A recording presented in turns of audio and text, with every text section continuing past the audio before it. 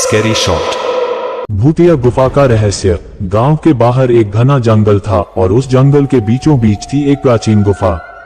लोग कहते थे कि जो भी उस गुफा के अंदर गया वह कभी लौटकर नहीं आया। लेकिन ये बात रोहन जैसे जिज्ञासु युवक को रोक नहीं पाए। वह हमेशा से रहस्यमयी जगहों की खोज में रहता था और इस बार उसने तय किया कि वह इस भूतिया गुफा के राज को सुलझाएगा। गुफा में प्रवेश। रात के समय जब चांदनी हल्की थी और जंगल में अजीब अजीब आवाजें गूंज रही थीं, रोहन एक मशाल लेकर गुफा के अंदर घुसा। अंदर घुसते ही उसे अजीब सी ठंडक महसूस हुई। गुफा की दीवारों पर अजीब आकृतियां उकेरी हुई थीं, मानो कोई वहां पर पहले रह चुका हो।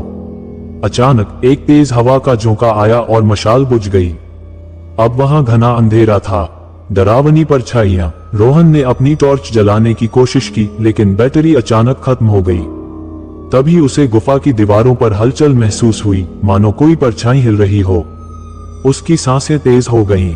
तभी एक धीमी मगर डरावनी फुसफुसाहट गूंजने लगी। तुम्हें नहीं आना चाहिए था। रोहन ने पीछे मुड़कर देखा तो उसकी रीढ़ में से हरन दौड़ गई।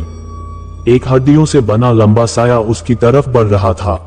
उसकी आंखों में सुर्ख लाल चमक थी और उसके मुंह से एक अजीब सी कराहट निकल रही थी। रोहन ने भागने की कोशिश की, लेकिन उसके पैर मानो किसी ने जकड़ लिए हों।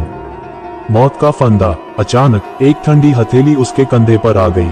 उसने मुड़कर देखा तो वहां एक औरत खड़ी थी, सफेद साड़ी में लिपटी, चेहरा आधा जला हुआ और आंखों से खून टपकता हुआ। उसने भयानक आवाज में कहा, अब तुम भी यहीं रहोगे हमेशा के लिए। रोहन चीख पड़ा, लेकिन उसकी चीख गुफा की गहराइयों में ही गुम हो गई।